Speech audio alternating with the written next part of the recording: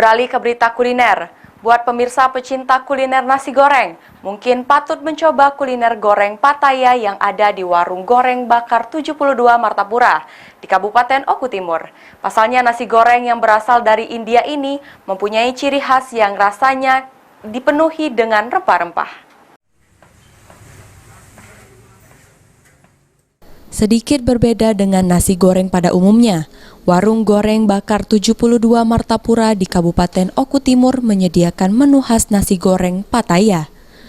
Tampilan nasi goreng Pattaya sangat menarik karena diselimuti telur dadar dan diberi bumbu rempah khas India. Abah Wawan selaku pemilik warung mengatakan, nasi goreng Pattaya ini banyak disenangi oleh pembeli karena selain rasanya yang enak serta aromanya yang khas, harganya juga sangat murah, hanya Rp15.000 per porsinya. Nasi goreng yang kami buat di sini ragam nasi goreng, ada nasi goreng kambing, pete segala macam. Jadi kami buat yang belum ada di sini. Jadi dari banyak sosial media yang kami lihat ada nasi goreng Pattaya. Ya alhamdulillah banyak disenangi sama pelanggan-pelanggan di daerah sini. Oke, nah Pak, untuk nasi goreng Pattaya ini apa yang membedakannya dengan nasi goreng yang lain, Pak?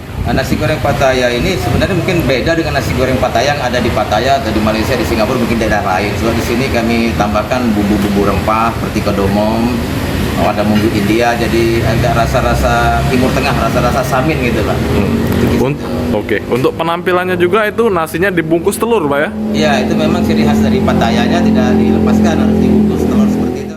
Biasanya, konsumen yang membeli nasi goreng Pattaya ini sering menambahkan topping seperti daging sapi, pete, serta udang. Aji, PAL TV.